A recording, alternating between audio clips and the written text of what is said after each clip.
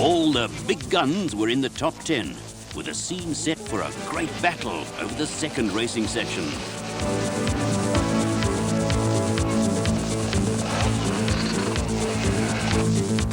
It was a chilly early morning start to the second racing section, and wrapping up warmly was a must for spectators young and old. Klaas Degener and Jeff Bell led away the field with a route a lengthened version of the opening section.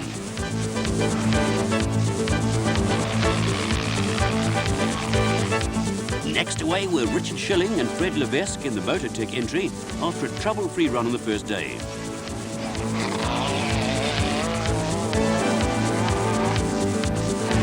Consistency had also paid off for the Alcock-Gibson combination, but there was plenty of pressure to come from those behind them.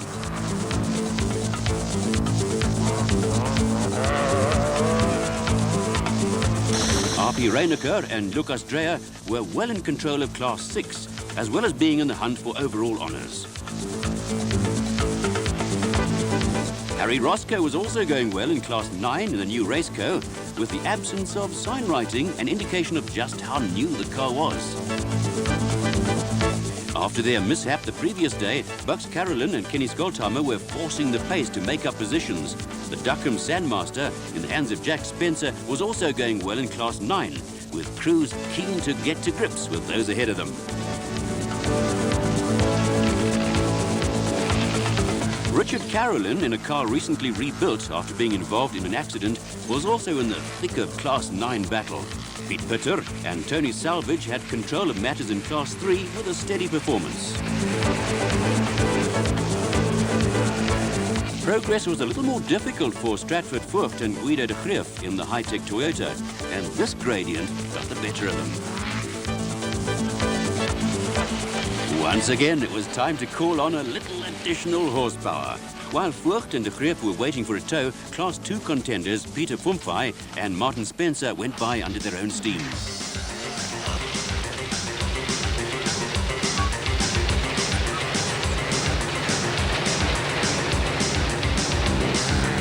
Overnight leaders Degener and Bell were dropping back with fuel starvation problems, while Stradom was out in front on the road in the bike section.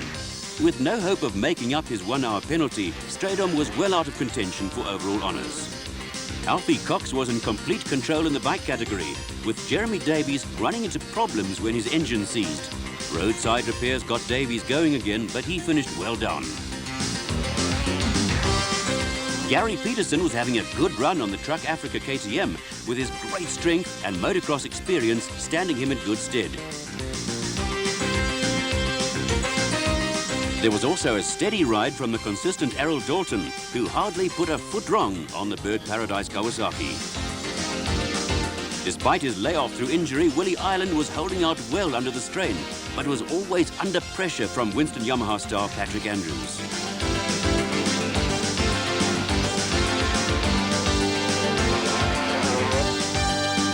Although handicapped by having to soldier on minus brakes, Jackie Weldon and Andy Peaceful had taken control in Class 10, with navigation often a joint effort.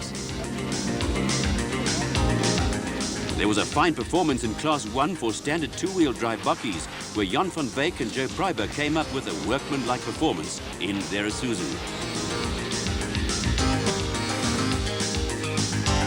There had been another change in leadership at the front of the car field. Richard Schilling and Fred Levesque had quietly taken the Motortech Chenoweth into the lead, although they were still being chased all the way by R.P. Reinecker and Lucas Dreyer. Bucks Carolyn and Kenny Skoltheimer were also making a late charge, and fine camera work gives an insight into what goes on in the cockpit of an off-road racer at speed. Behind Carolyn, a flying Derek Pinoy and Jack Purchase simply scythed their way through the field after dropping out of the top 20 on the first day.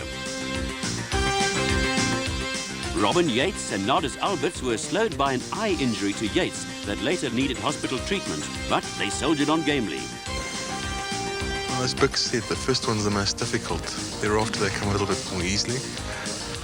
I think you learn to see what pace to go at, how to conserve the motor car, and what to do when you're in the lead. I mean, today we actually led for about 270 kilometers of the 300, and you actually learn not to look in the mirror, just to go as quickly as you can, at the right pace, and not damage the motor car.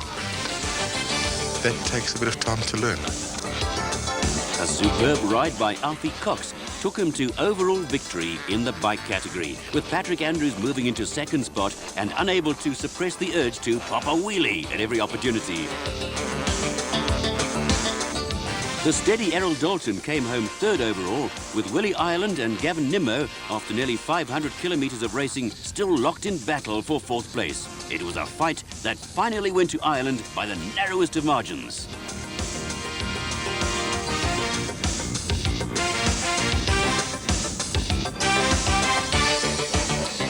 Richard Manning led home the 200 class after an impressive performance that saw him finish 6th overall.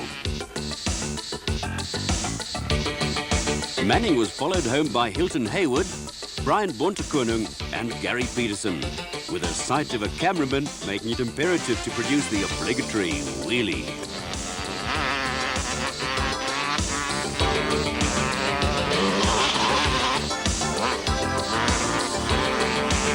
I've just had a good run, man. No trouble. It's very fast, was well marked, well organized, and too much dust. You know, I was lucky being out in front and didn't have any dust, but you know, you came up on the slower cars, and it is very dangerous because you cannot see where you're going. There's so much powder. Overall results in the car category saw Reyneke and Dreyer once again relegated to second place. Carolyn and Pinoy fought back bravely with other good performances from Roscoe and Spencer.